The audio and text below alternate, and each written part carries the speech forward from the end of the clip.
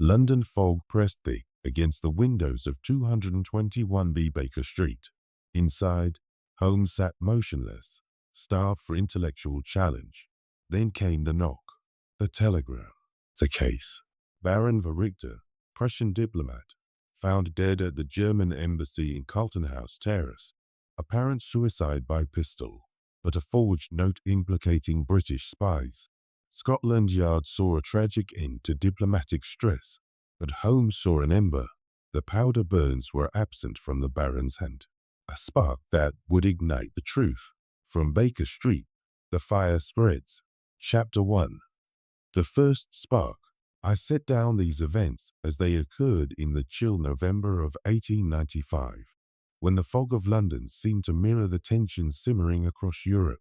The troubles in South Africa had strained relations between Britain and Germany, and the clubs along Pall Mall buzzed with whispers of espionage. Holmes had been in one of his black moods, lounging in his mouse-colored dressing gown, plucking absently at the strings of his Stradivarius violin. The air in our rooms hung heavy with the scent of strong shag tobacco and the faint hiss of gas lamps, their flames casting flickering shadows across scattered papers and chemical apparatus.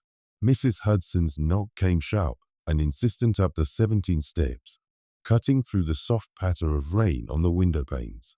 She carried a damp telegram from Inspector Lestrade, its paper rough under my fingers like worn leather. Urgent case at German embassy, it read. Diplomat dead. Apparent suicide. Complications. Your insight required. Holmes leapt up suddenly, energy returning in an instant, his eyes gleaming with that peculiar light I knew so well. The game is afoot, Watson, he declared, voice slicing through the stuffy warmth like an icy wind. We hailed a hansom cab outside, its wheels clattering over cold cobblestones, the horse's breath steaming white in the bitter fog. The driver cracked his whip, and we rattled toward Carlton House Terrace, where the embassy stood like a dark sentinel amid the gaslight. The smell of Thames mud mixed with coal smoke drifted in through the open window, and Big Ben told the hour from the distance, deep and mournful. Inside the embassy the atmosphere was thick with the metallic tang of blood and gunpowder. The polished mahogany floors felt cold beneath our boots, gritty with traces of street soot. Baron Verichter lay slumped across his desk, a revolver still in his right hand, a crumpled note clutched in the left. The room was heated by a low coal fire that crackled softly, embers glowing red in the grate. Inspector Lestrade greeted us with his familiar brusque nod, boots scuffing the carpet. Look straight forward, Holmes, he said. Suicide. Note claims he feared British agents were after him. Something about leaked documents to the Kaiser's people. With Berlin already growling over Africa, this could light a diplomatic fuse. Holmes knelt beside the body, steepled fingers beneath his chin, studying the Baron's hand with intense focus. A small ember, Watson, but it glows with meaning.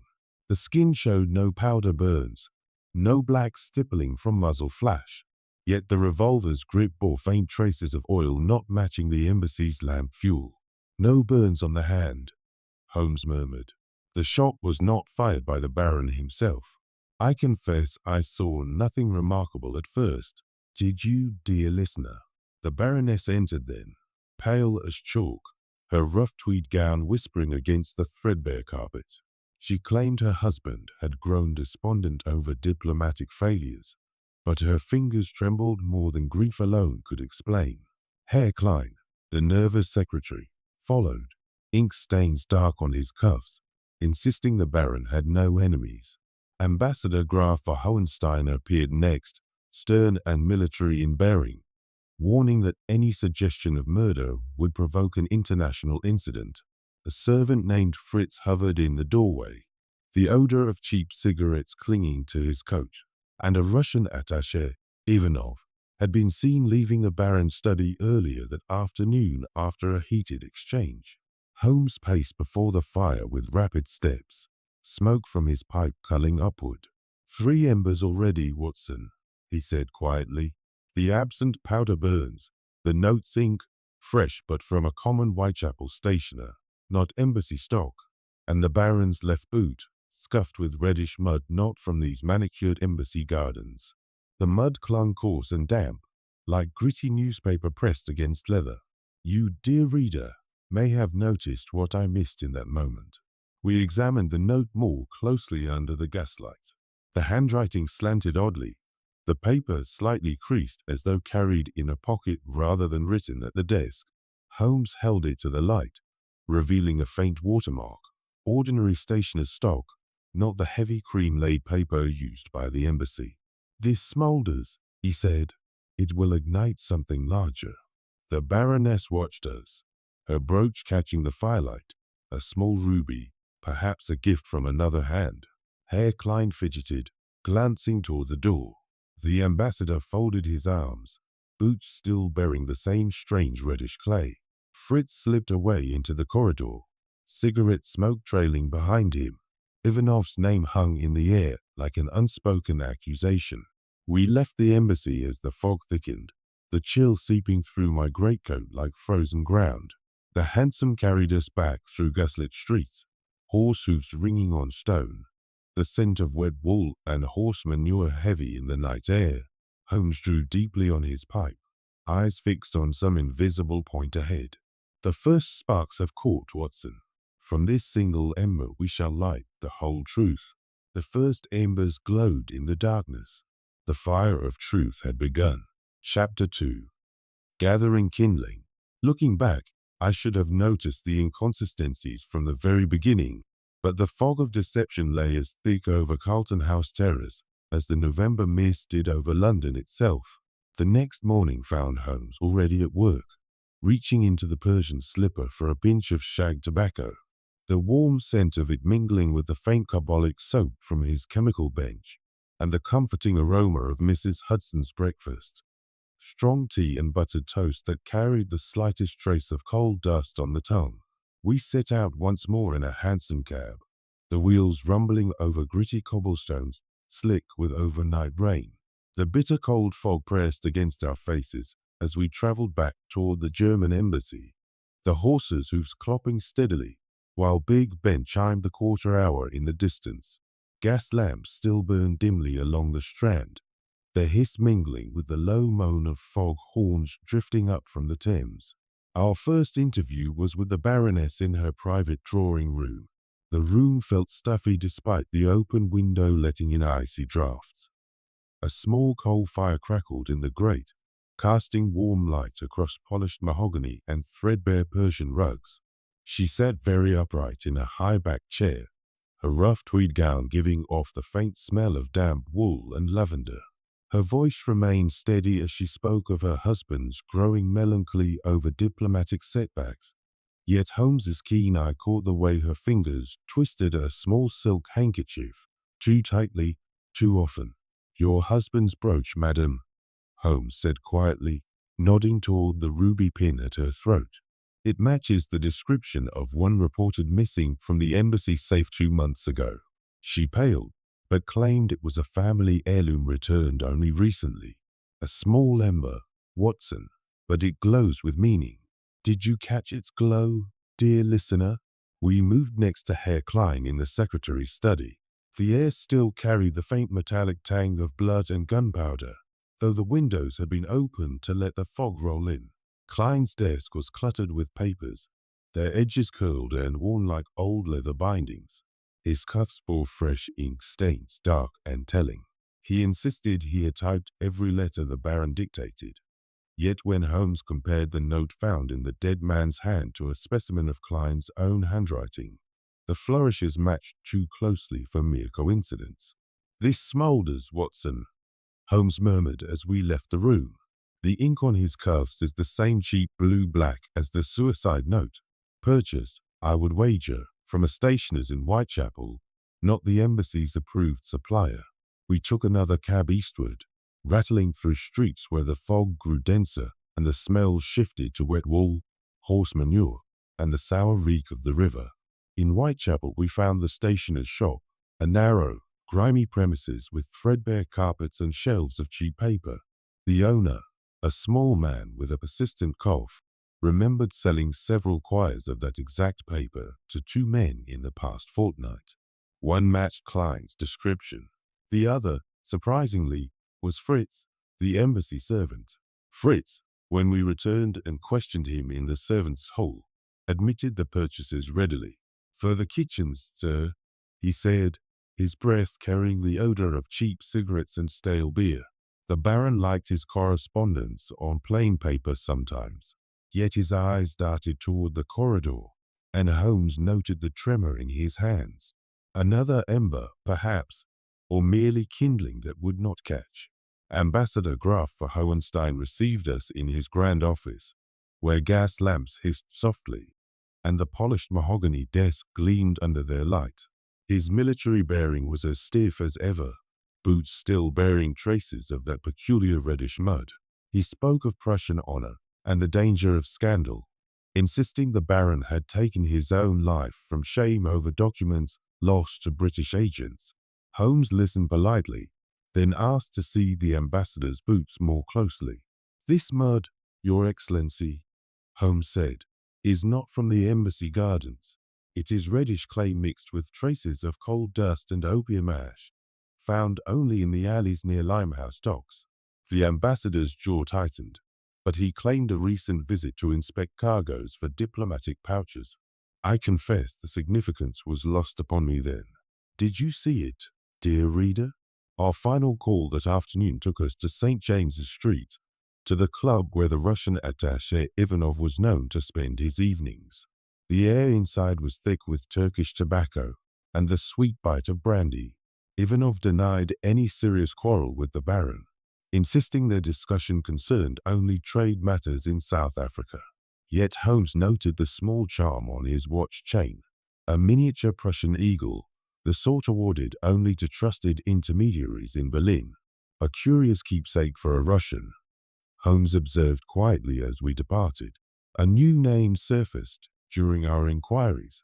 The Baron's cousin, Frau Müller, recently arrived from Berlin and staying at a modest hotel in the Strand. Her motive, if one existed, might be inheritance. Her alibi, a single telegram from a Berlin hotel the previous week, seemed conveniently unverifiable at short notice. Her trunk, when glimpsed by a porter we questioned, gave off the mingled scents of leather polish and fresh ink. The careful listener will have noticed the inconsistencies already mounting: the mismatched ink, the shared stationer's paper, the recurring reddish mud, the absent powder burns. I invite you to pause here, dear reader. What would you deduce from these scattered fragments? 3 observations, 4 perhaps. What do they tell you? We returned to Baker Street as dusk deepened, the fog lamps flickering like distant embers along the pavement. Holmes drew deeply on his pipe, the smoke curling lazily toward the ceiling where bullet holes spelled out VR in the plaster. "Kindling gathered, Watson," he said softly. "Smoke is rising. Soon the flames will appear." Kindling gathered, smoke rising. The flames approached. Chapter 3. The smolder. The events of the following day unfolded with a quiet intensity, as though the fog itself had grown heavier in order to conceal what lay beneath. Holmes sat before the coal fire at 221B Baker Street, its embers settling with faint, contented sighs while the room held the comforting warmth against the bitter November cold pressing at the windows. He worked methodically with his lens and a set of small glass vials, the sharp bite of chemical fumes cutting through the lingering scent of shag tobacco and the faint chalk dust taste that always seemed to settle on the tongue after his experiments. "Data, data, data, Watson," he remarked without looking up. "I cannot make bricks without clay." We returned to Carlton House Terrace in the late afternoon. The embassy drawing room had become a place of uneasy gathering. Gas lamps hissed softly, their light struggling against the encroaching fog that pressed damply against the panes. Rough tweed coats brushed together as people moved, and the air carried the mingled smells of wet wool, gaslight fumes, and the ever-present trace of Thames mud tracked in on boots. The Baroness presided over tea with forced composure, while Ivanov and Frau Müller stood apart, whispering in low tones. Holmes's gaze moved swiftly across the room, noting the way their hands, both bearing faint smears of that same reddish clay, gestured toward one another. "A fresh ember here, Watson," he said under his breath. "Observe their boots and cuffs. The mud is identical, and it is not from these gardens." The mud upon Ivanov's boots was of a peculiar reddish clay, streaked with coal dust and faint traces of opium ash. Such a combination is found in only one narrow district of London, the crooked alleys surrounding the Limehouse docks, where opium dens cluster thickly behind shuttered doors. The kindling, a chemical test on a scraping from the Baron's brandy glass, revealed the merest trace of the same opium residue, enough to dull the senses, but not to kill. The flame. I encountered a strikingly similar trail in the case I have entitled "The Man with the Twisted Lip," where a gentleman of means concealed his ruinous vice behind the disguise of a beggar, believing the fog and squalor of the East End would forever shield him. That man, too, thought himself invisible, yet the ash upon his cuffs, the clay beneath his nails, and the tremor in his speech betrayed every step he had taken into darkness. The criminal mind so often forgets that the ground remembers, that vice leaves its signature upon leather and cloth long after the act is done. The blaze. Therefore, Ivanov was not at his club in St. James's, as he claimed on the evening of the Baron's death, but in Limehouse, very likely in the company of the Baron himself, supplying the drug that would render him docile before the fatal shot. The ember catches fire. Watson, do you see it? Do you see it, dear listener? Looking back now, the connection seems glaringly obvious. Yet at the time, the ordinary fog of perception blinded me completely. I have remarked before upon Holmes's singular gifts, but in this instance they astonished me anew. Where I saw only mud and coincidence, he saw the first threads of a tapestry of deception. In my own practice, I observe symptoms and diagnose disease, but Holmes diagnoses the disease of falsehood itself, discerning motive from the smallest physical trace. You, dear reader, may have already guessed the link between opium, mud, and murder. If so, you possess the observant eye that so many lack. The world is full of obvious things which nobody observes, as Holmes is fond of reminding me. This case recalled to my mind another, the adventure of the speckled band, where a tiny ventilator in a bedroom wall proved the ember that ignited the revelation of a deadly family plot. There, too, ties of blood concealed venom. Here, diplomatic courtesy masked something far darker. Deduction is the fire that burns away every lie, leaving truth exposed and pitiless. Dear listener, I urge you to cultivate the habit of observation. Fan your own small embers, lest the shadows of deception engulf you unawares. Lestrade arrived shortly afterward with fresh news from the handwriting expert. The suicide note showed unmistakable signs of forgery, the strokes too deliberate, the pressure uneven. Yet a promising lead burned out almost at once.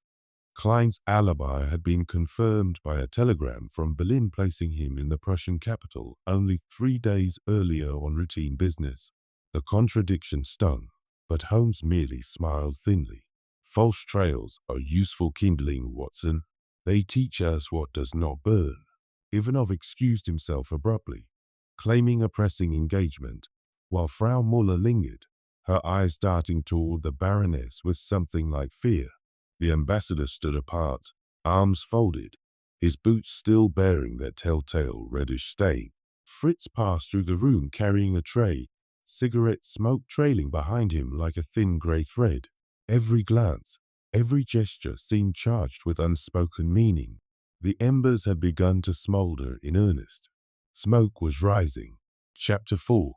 Fanning the flames. I have remarked before upon Holmes's singular gifts, but never were they displayed with such relentless energy as on the day that followed. We left Baker Street early, the hansom cab's wheels striking sparks from the cold cobblestones, while the fog still clung thickly to the gas lamps along Baker Street and Marylebone Road. The bitter chill of the morning bit at our faces. and the horse's breath steamed white in the grey light. Holmes sat forward, silent but alert, his eyes gleaming with the peculiar satisfaction that always appeared when the threads of a case began to tighten. Our first visit was to the Baroness in her private apartments at the embassy. The room was warm from the coal fire, yet the atmosphere felt chilled by suspicion. She received us with the same forced composure as before, though her hands, twisting that small silk handkerchief, betrayed her more plainly now. Holmes wasted no time. "Madam," he said quietly, "the ruby brooch at your throat matches exactly the description of the piece reported missing from the Baron's private safe 2 months ago. It was not returned by any family member. It was taken after his death." She paled, but did not deny it. "My husband gave it to me," she whispered. "He said it was a gift to ease his conscience." When pressed, she admitted a long-standing affection for another man, not Ivanov, as we had half suspected, but a young attaché long since transferred to Vienna. The affair had ended months before the Baron's death. "This flame flickers, Watson," Holmes murmured as we left the room. "It gives light, but it is not the blaze we seek." We moved next to Ambassador Graf Hohenstein's office. The gas lamps hissed softly, their light falling across the polished mahogany desk and the ambassador's rigidly upright figure. His boots still bore traces of that reddish limehouse mud, now dried and flaking.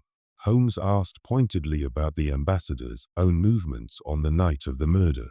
Hohenstein claimed he had been at a diplomatic dinner in Belgravia until past midnight. Yet when Holmes produced a cabman's receipt, obtained earlier that morning from a driver who remembered collecting a Prussian gentleman near Limehouse at 10:30, the ambassador's jaw tightened. "A mistake," he said curtly. "I stopped briefly to inspect certain cargoes." Holmes merely inclined his head. "A false trail burns out quickly, Watson," he said under his breath as we departed. We shadowed Fritz next.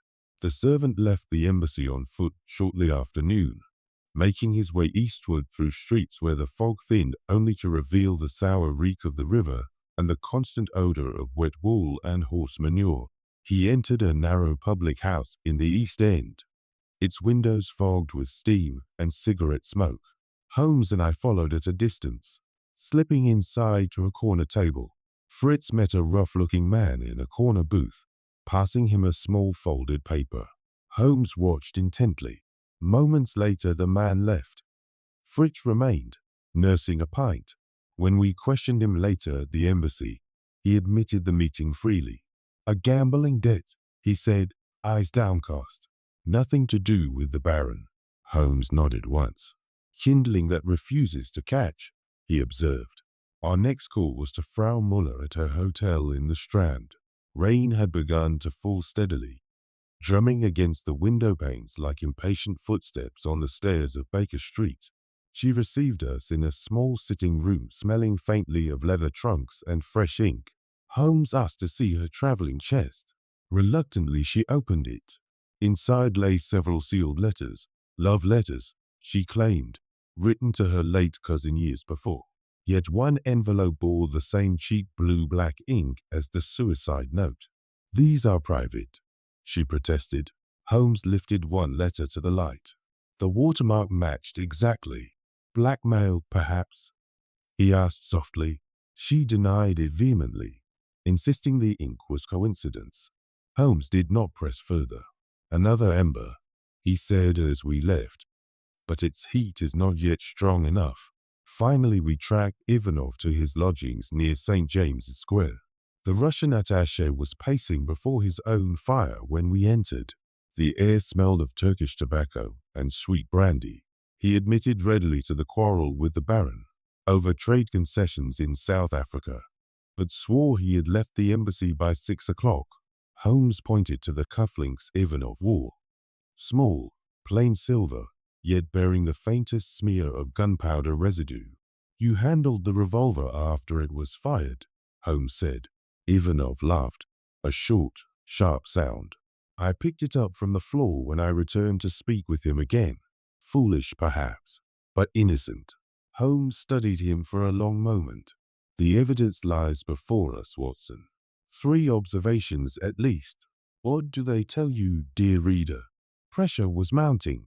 Telegrams flew between embassies, urgent and coded. Servants whispered in corridors. Diplomats spoke in guarded tones in club rooms. Class distinction showed plainly. The deference of footmen, the clipped authority of ambassadors, the nervous deference of secretaries. Holmes' energy seemed inexhaustible. He paced the embassy corridors with rapid steps, his mind visibly racing. False trails flared and died. Klein's Berlin alibi held firm. Frau Muller's letters proved to be old and harmless. Fritz's debt was genuine but trivial. Yet each dead end sharpened the focus on what remained. Holmes paused at last in the embassy hall, standing beneath a flickering gas lamp. "Some flames die quickly," he said softly. "Others grow stronger. The true fire is close now, Watson. Very close." False fires died. The true flame burned brighter. Chapter 5. The fire catches. The reader will forgive me if I linger for a moment upon the atmosphere of that decisive evening, for the events that followed marked the moment when scattered sparks finally joined into an unstoppable blaze. We returned to Baker Street in the late afternoon, the coal fire already crackling warmly in the grate, its heat a welcome contrast to the icy wind that had followed us through the fog-bound streets. Holmes lounged in his armchair for only a few minutes before a telegram arrived, delivered by a breathless boy whose boots left wet prints on the threadbare carpet. Holmes tore it open, read it swiftly, then passed it to me without a word. The message was terse. Documents recovered from embassies safe implicate Russian interests in Boer arms shipments. Urgent conference requested. Embassy, 8 p.m. The handwriting was Lestrade's. Holmes's eyes gleamed with that peculiar light I knew so well. "Motive at last, Watson," he said softly. "An ember long smouldering now bursts into flame." We arrived at Carlton House Terrace shortly before 8. The embassy hall felt stuffy despite the open windows. Gas lamps hissed overhead, casting long shadows across polished mahogany, and the faint scent of leather polish mingled with lingering traces of gunpowder and ink. The suspects had been summoned, ostensibly for a routine diplomatic discussion, but tension hung thick in the air. The Baroness stood near the fireplace, pale but composed. Frau Muller sat rigid on a sofa, her gloved hands clasped tightly. Ivanov paced slowly, watch chain glinting. Ambassador Verhoevenstein remained behind his desk, military bearing unbroken, though his knuckles showed white against the wood. Herr Klein hovered near the door, ink-stained fingers twitching. Fritz waited in the corridor beyond, cigarette smoke drifting faintly through the half-open doorway. Holmes wasted no time. He stepped to the center of the room, revolver in hand, the very weapon that had ended the Baron's life, holding it by the barrel so all could see. "Gentlemen, ladies," he began quietly, "tonight the fire catches. No more false trails, no more kindling that refuses to burn." He turned first to the pistol itself. "Observe the barrel," he said, tilting it toward the gaslight. Faint circumferential scratches, consistent with the insertion and removal of a military silencer. Such devices are issued to Prussian diplomatic protection details. They are not standard in London gun shops. He set the revolver down carefully on the desk. Yet the silencer itself is missing, disposed of, I believe, in Limehouse, along with the reddish mud that has marked so many boots in this room. Verhoevenstein stiffened but said nothing. Holmes continued. "The spark. These scratches are not random. They match precisely the thread pattern of Prussian issue suppressors. The kindling, the Baron's toxicology, traces of opium in his brandy, shows he was sedated, not suicidal. Someone ensured he would not resist. The flame. This recalls the case I have called the Naval Treaty, where a trusted clerk stole vital documents to cover personal ruin, nearly igniting war between nations. There too, small physical traces, scratches on a lock, ink on a cuff, betrayed the hand behind the deception. The criminal believes silence and misdirection will protect him. Yet metal remembers the tool, just as paper remembers the pen. The blaze. Therefore, Your Excellency, you staged the suicide. You shot Baron Voricto when he discovered your theft of the Boer arms documents. You used a silencer to muffle the report, then removed it and planted the forged note to implicate Russia and divert suspicion from your own gambling debts and treasonous sales. The ambassador's face drained of color. Preposterous, he snapped, but his voice cracked. Holmes turned to the others. Frau Muller, your letters were old. Your inheritance motive genuine but innocent. Baroness, your affair ended long ago. You knew nothing of the theft. Ivanov, your presence in Limehouse was to negotiate purchase of the stolen papers. You handled the revolver only after the fact, hence the powder on your cufflinks. Klein forged the note on orders, fearing for his position. Fritz merely carried messages and debts.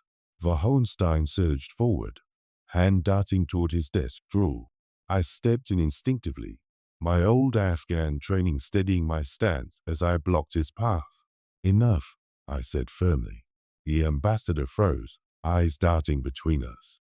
Holmes spoke again, voice calm, but carrying the weight of finality. You know my methods. When you have eliminated the impossible, whatever remains, however improbable, must be the truth.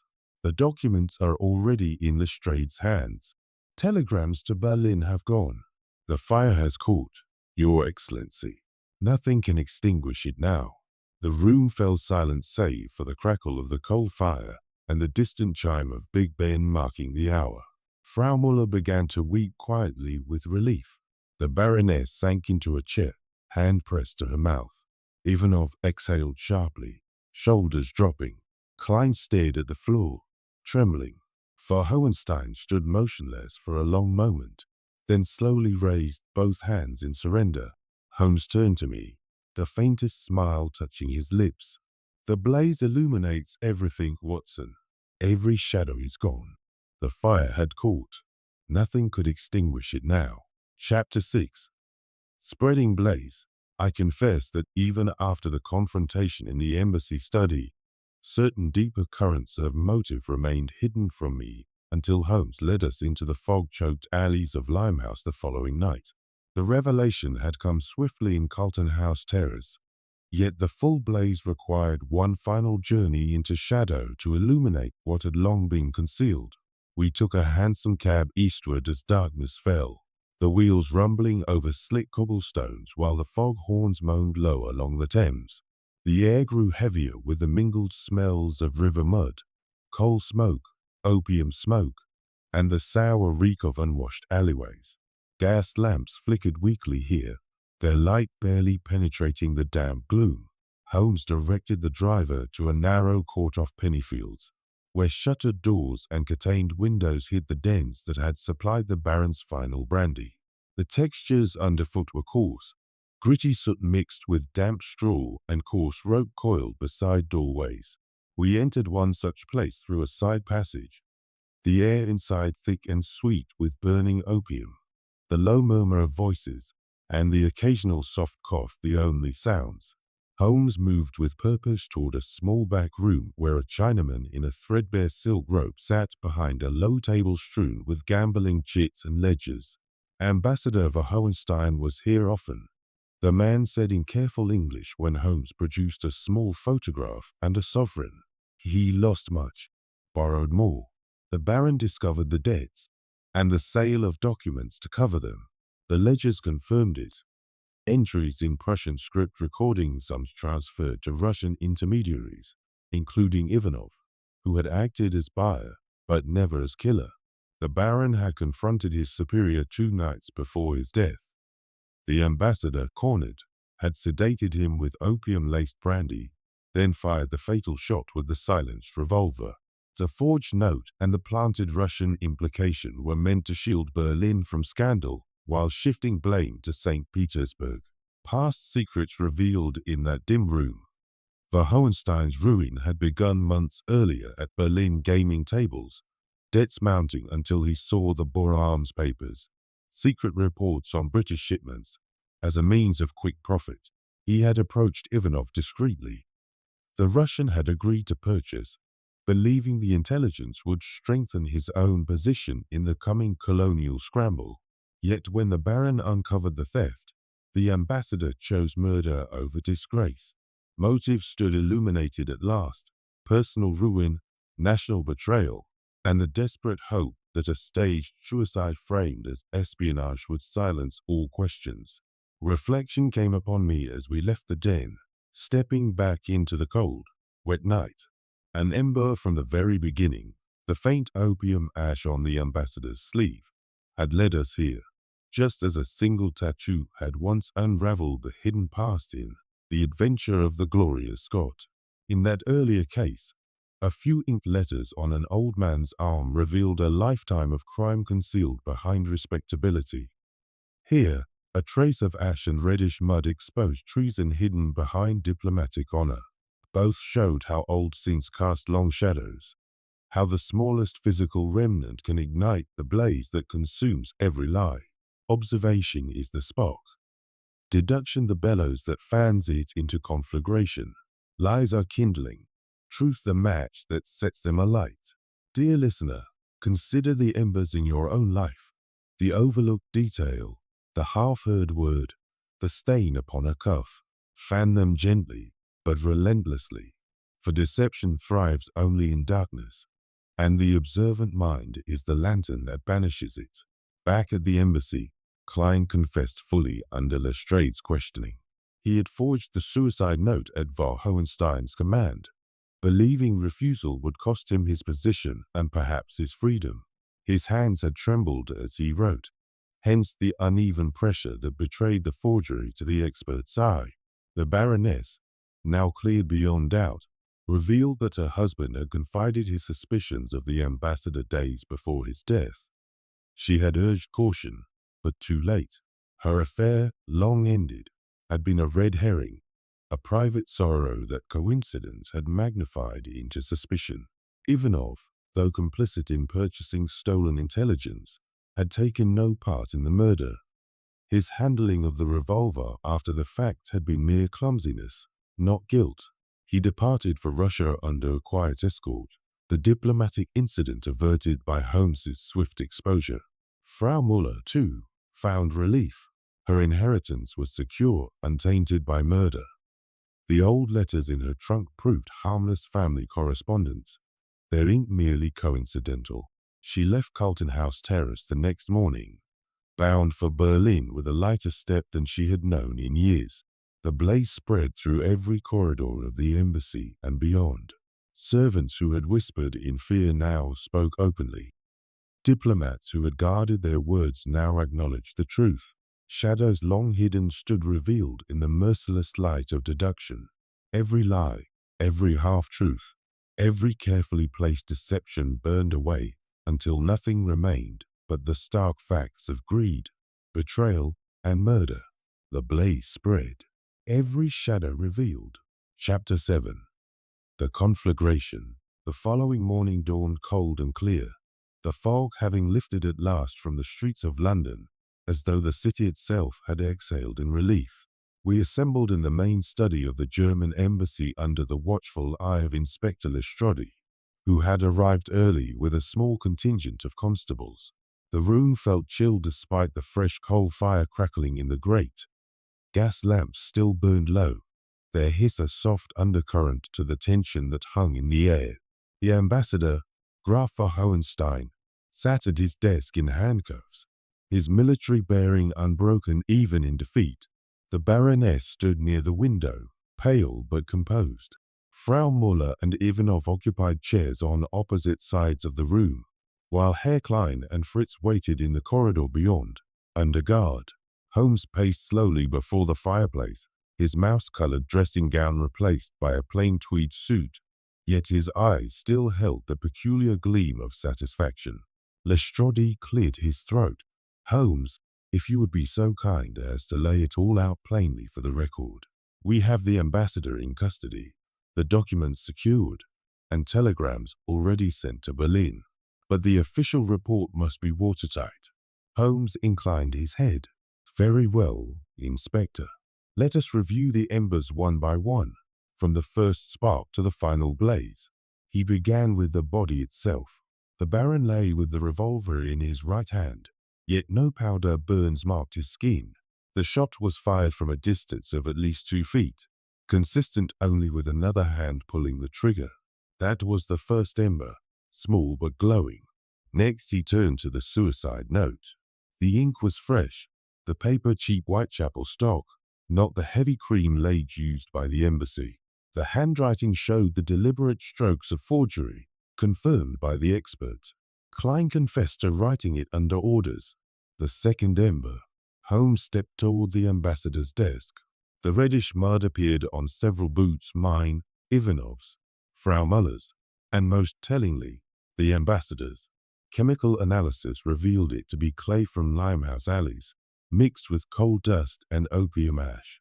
The Baron's own toxicology showed the same opium residue in his brandy, enough to dull resistance but not to kill. The ambassador had laced the drink to ensure compliance. The third ember. He lifted the revolver from the desk, where it lay in an evidence bag. The barrel bore faint scratches from a Prussian military silencer. Such devices are issued only to high-ranking officials for discreet protection.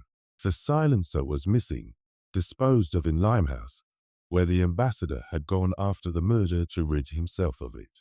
The fourth ember. Holmes paused, drawing a slow breath. The motive. Von Hohenstein's gambling debts in Berlin had grown ruinous.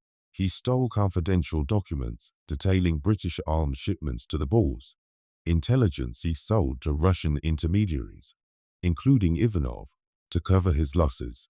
The Baron discovered the theft and confronted him. Rather than face disgrace, the ambassador chose murder.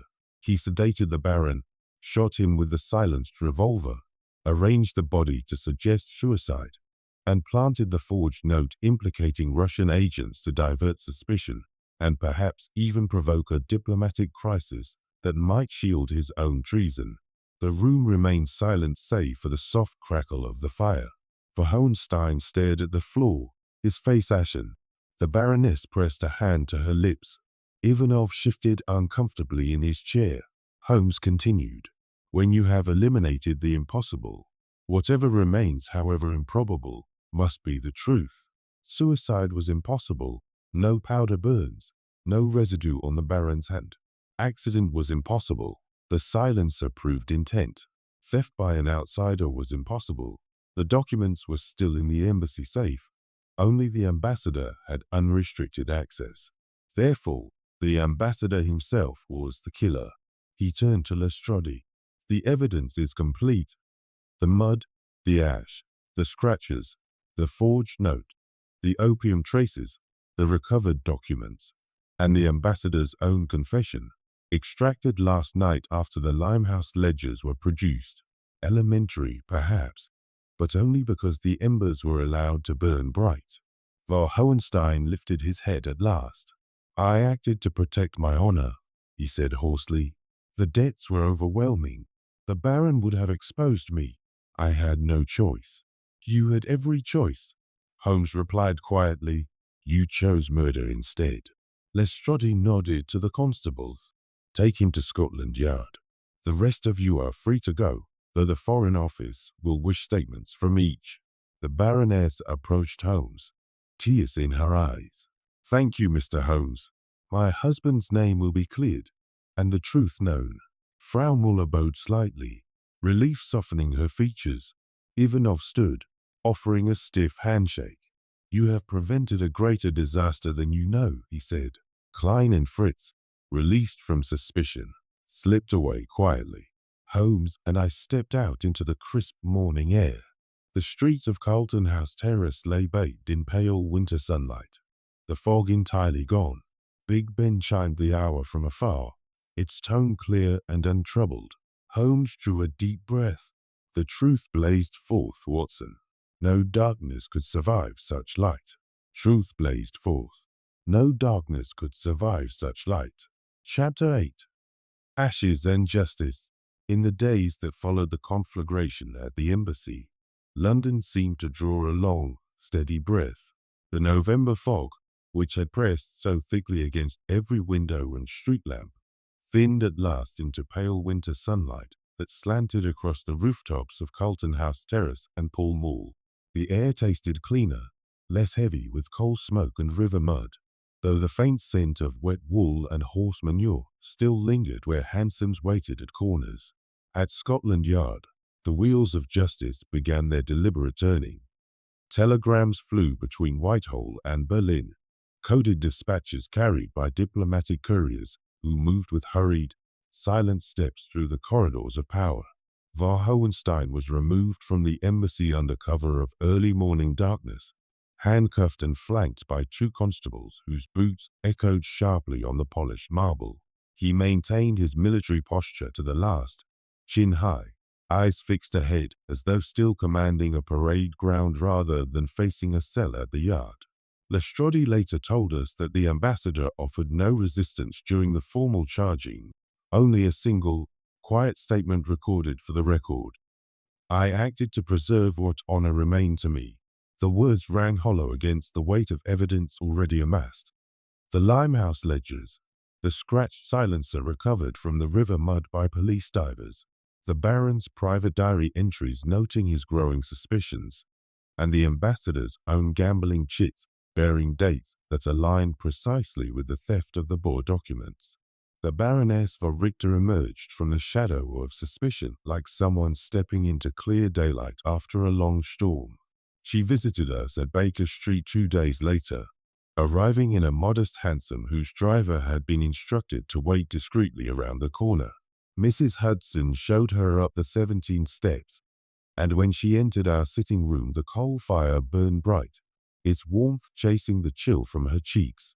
She carried herself with quiet dignity, no longer the trembling figure we had first met beside her husband's body. "Emma, Holmes," she said, voice steady, "you have given me back my husband's good name. The world will know he died honorably, attempting to protect his country's secrets rather than betray them." Holmes inclined his head modestly. "The truth needed only to be fanned into flame, madam. The embers were always there." She left behind a small token, a silver snuff-box engraved with the Prussian eagle, which Holmes accepted with a rare, brief smile before placing it carefully on the mantel beside the bullet-pocked vial. The gesture seemed to mark a quiet close to her ordeal. Within the week, reports reached us that she intended to return to Berlin, where family and old friends awaited. Her transformation from grieving, suspected widow to a woman restored in reputation was complete. Ivanov, too, slipped quietly from the scene. The Russian attaché was escorted to Tilbury under Foreign Office supervision, where a steamer bound for St. Petersburg awaited. No charges were brought against him. His role had been that of buyer, not murderer, and the diplomatic delicacy of the moment demanded discretion. A brief, formal note arrived at Baker Street the day before his departure, written in a careful, slanted hand. "Your intervention has preserved peace where war might have followed. Russia owes you a debt, Mr. Holmes." Holmes read it without comment, then folded it away among his scrapbooks. Frau Muller's relief showed most plainly in her bearing. The inheritance that had once seemed tainted by suspicion now passed to her cleanly. The old family letters in her trunk proved harmless, their ink merely a coincidence that had briefly flared into false suspicion. She called upon the Baroness before departing for the continent, and the two women, cousins by marriage, parted on terms warmer than they had known in years. Frau Muller's nervous glances and tight-clasped hands gave way to a calm smile as she boarded the train at Victoria. Justice, in her case, arrived not as punishment but as release. Herr Klein faced the consequences of his complicity with quiet resignation. He appeared before a magistrate on a charge of forgery and aiding obstruction of justice. His trembling hands and ink-stained cuffs told their own story. He pleaded guilty, explaining that fear for his position and for his family in Berlin had driven him to obey the ambassador's orders. The sentence was light, 6 months, suspended for good behavior after the first month, reflecting his secondary role and full confession. When last we heard, he had found clerical work in a small London firm, far from diplomatic circles. Fritz, the servant whose cheap cigarette smoke had trailed through so many scenes, was cleared entirely. His gambling debts had been genuine but trivial. His purchases of Whitechapel paper innocent errands for the household. He resumed his duties at the embassy under a new attaché sent from Berlin, and the odor of tobacco that once marked his presence now seemed merely ordinary. At Baker Street, the atmosphere slowly settled. The chemical bench stood tidy once more. The Stradivarius rested in its case. The Persian slipper bulged with fresh shag. Mrs. Hudson brought up strong tea and buttered toast each morning, the familiar sense of carbolic soap and warm bread filling the rooms. Holmes lounged by the fire in his mouse-colored dressing gown, pipe in hand, the smoke curling lazily toward the ceiling. The case had burned fiercely, but now only soft embers remained, glowing faintly, ready to cool. From ashes, justice rose, as it always must. Chapter 9. Embers cool. Resolution arrived quietly in the days that followed, as though London itself had decided the great fire had burned long enough and now deserved rest. The winter sun, pale but persistent, filtered through thinning fog and touched the rooftops of Baker Street with a gentle, forgiving light. At 221B, the coal fire in our sitting room settled into steady, low flames, no longer leaping with urgency. It merely warmed the room against the lingering November chill. Mrs. Hudson brought up the familiar tray each morning, strong tea steaming in porcelain cups, buttered toast whose edges carried the faintest taste of coal dust, and occasionally a small glass of sweet brandy when the evening drew in early. The Baroness von Richter called one last time before her departure for Berlin. She arrived in the late afternoon, stepping lightly up the 17 stairs, her rough tweed coat now brushed clean of the soot and mud that had once clung to it. The air in our rooms smelled of fresh tobacco from Holmes's pipe, and the comforting carbolic soap that always lingered after his chemical work. She carried no veil of grief or suspicion now. Her posture was straight, her eyes clear. "Emma!" "Holmes, Dr. Watson," she said, accepting the chair Holmes offered near the fire. "The Foreign Office has confirmed that my husband's name will stand unblemished in the official record. He died attempting to protect secrets, not betray them. For that clarity, I owe you both more than words can express." Holmes inclined his head, fingers steepled beneath his chin. "The truth required only to be uncovered, madam. The embers were always present." She smiled faintly, a small, genuine expression that had been absent during the darkest hours of the investigation, and left behind a sealed envelope containing a letter of formal thanks from the Prussian legation. When she departed, the hansom cab's wheels clattered away down Baker Street, carrying her toward Victoria Station and the boat train to the continent. Her transformation was complete, from a woman shadowed by doubt and danger to one restored to dignity and purpose, ready to begin anew in the city of her birth. Ivanov's fate resolved more discreetly. A brief paragraph appeared in the Times diplomatic notices. The Russian attaché had returned to St. Petersburg for consultations. No scandal attached his name. The purchase of stolen intelligence had been quietly buried under layers of diplomatic language. A single telegram arrived at Baker Street the day after his steamer sailed, short, formal, in French. "Peace preserved. Gratitude eternal. Ivanov." Holmes read it once, then tucked it into the drawer reserved for such mementos. The man who had once paced embassy corridors with nervous energy now sailed home under no cloud of accusation, his role reduced to a footnote in an averted crisis. Frau Muller's inheritance passed without further hindrance. The old family solicitor in Berlin confirmed the will's validity. The letters, once suspected of holding blackmail secrets, proved to be nothing more than affectionate correspondence from years past. She wrote us a brief note from the Channel crossing. "The weight is lifted. I returned to my home with a lighter heart. Thank you. Her nervous gestures and tight clasped hands belonged to the past. In their place stood a woman who had faced suspicion and emerged unbowed. Herr Klein served his short sentence with quiet acceptance. Upon release, he found employment in a modest firm of stationers near Cheapside. Work suited to his ink-stained fingers and steady hand.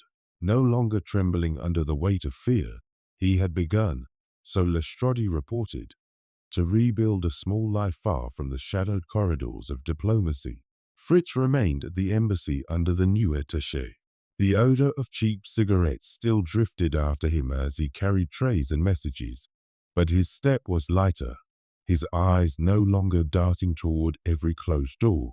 He had been innocent all along, merely a servant caught in the crosswinds of greater men's schemes. Lestrade called one evening, his heavy boots leaving faint grit on the carpet. He accepted a glass of brandy from the tantalus, the sweet liquid warming his throat against the cold outside. You prevented more than a murder charge, Holmes, he said gruffly. Berlin and St. Petersburg were already exchanging heated notes. One spark more, and we might have had real trouble. As it is, the incident is closed, officially a tragic suicide complicated by forgery, quietly corrected. He raised his glass in a rare salute before departing into the night. At 221B, the rhythm of ordinary life returned. Holmes lounged in his armchair, pipe in hand, the smoke culling lazily toward the ceiling where the VR bullet holes still marked the plaster. The Stradivarius rested on its stand, string silent for the moment. The chemical bench stood tidy. Scattered papers had been gathered into neat piles. The Persian slipper bulged once more with shag tobacco. Outside, the gas lamps along Baker Street hissed softly, their light steady against the gathering dusk. London breathed easier. Its fog-shrouded streets now walked with fewer shadows, its diplomatic tensions eased by the quiet action of deduction. The transformations were many and complete. The criminal unmasked and confined, the innocent cleared and restored, the mystery illuminated from smolder to blaze to cooling ash. The city, once tense with unspoken fears, settled back into its familiar patterns, hansom cabs rattling over cobblestones, Big Ben chiming the hours, the Thames flowing steadily under its bridges. The embers cooled at last. London breathed easier. Chapter 10. By the fire at Baker Street. The coal fire in our sitting room at 221B Baker Street had settled into a steady, contented glow by the time the last echoes of the case died away. It was a quiet evening in early December. The fog had returned outside, but softly now, a gentle veil rather than the oppressive shroud it had been during those fevered November days. Inside, the room felt warm and safe. The familiar scents drifted through the air, shag tobacco culling from Holmes' pipe, the faint carbolic soap that clung to the chemical bench, even when it stood idle, the sweet trace of brandy in the glasses Mrs. Hudson had left on the side table before retiring. The gas lamps hissed softly, their light dancing across the worn leather of my armchair and the scattered papers that Holmes had, for once, allowed to remain on the table. Holmes lounged in his favorite chair, legs stretched toward the grate, the mouse-colored dressing gown loose about him. His pipe rested in one hand. With the other he occasionally tapped the smooth bowl against his knee in thoughtful rhythm.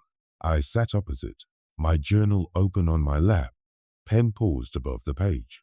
The Stradivarius rested in its open case nearby, string silent but gleaming in the firelight.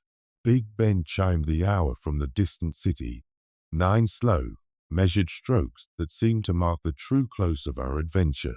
A telegram had arrived that afternoon from Berlin. Von Hohenstein's trial had concluded swiftly. Life imprisonment in a military fortress.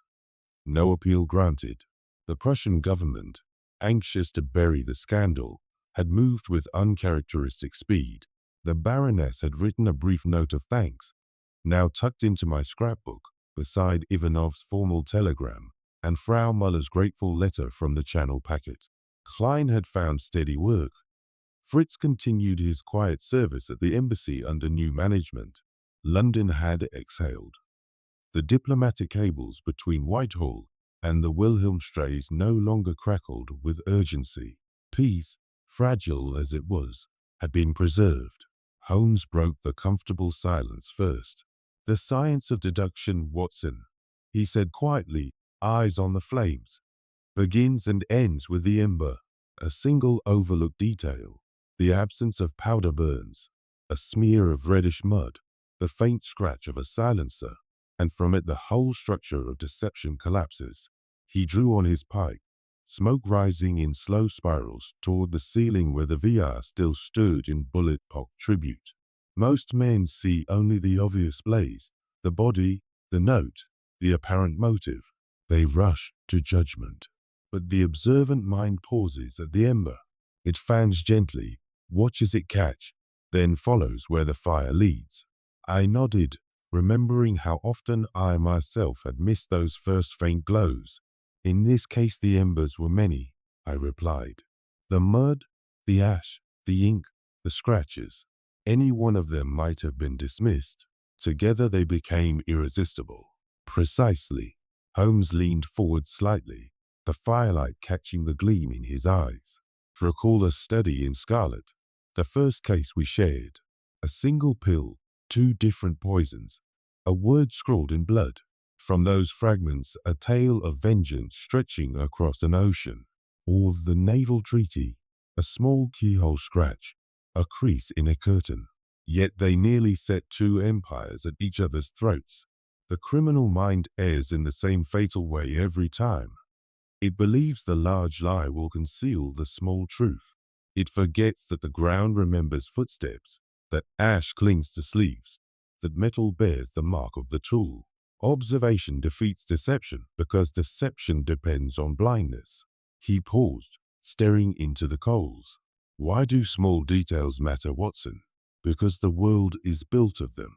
A man may construct an elaborate edifice of falsehood, forged notes, staged despair, diplomatic misdirection, but one overlooked cufflink, one mismatched watermark, one trace of opium ash, and the entire structure burns." The Baron thought himself safe behind rank and protocol. The ambassador believed honor could be preserved by a single shot and a clever lie. Both forgot the simplest truth. The world is full of obvious things which nobody observes. I smiled faintly. "And yet you observe them, Holmes." "Always." "Not always," he admitted with rare candor. "There are days when the mind grows dull, when the pipe tastes bitter, and the violin refuses to sing. Then a case like this arrives, an ember glowing in the darkness, and the fire returns." He gestured toward the hearth. "As it did here. From Baker Street to Carlton House Terrace, from Whitechapel Stationers to Limehouse Dens, the blaze spread until no shadow remained hidden."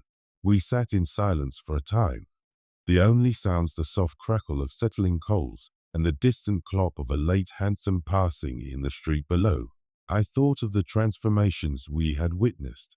A diplomat from power to prisoner, a widow from suspicion to honor, a city from tension to calm.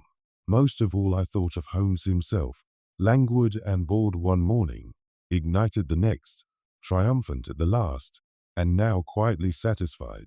The chase over, the truth secured. I closed my journal with a soft snap.